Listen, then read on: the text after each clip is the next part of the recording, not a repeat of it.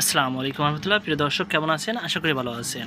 প্রিয় দর্শক, এমপিওভুক্ত শিক্ষকদের উৎসব ভাতা নিয়ে যে সুখবর দিলেন শিক্ষামন্ত্রী।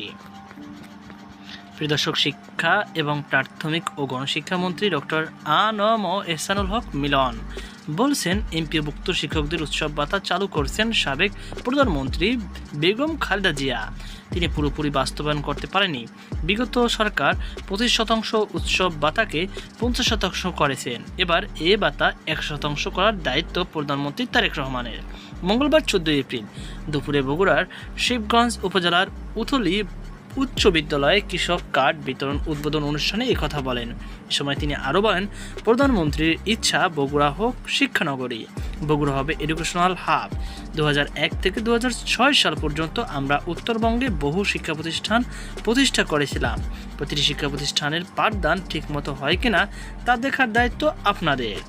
শিক্ষামন্ত্রী বলেন, এখানে এসে ভাবলাম কতটা সুদূর প্রসারী চিন্তা দিয়ে শহীদ প্রেসিডেন্ট জিয়াউর রহমান এই তিস্তা ব্যারেজ বানিয়েছিলেন। আজকে প্রধানমন্ত্রী তারেক রহমান 2001 থেকে 2006 খ্রিস্টাব্দের শিক্ষা ও স্বাস্থ্য কৃষি নিয়ে কাজ করেছিলেন।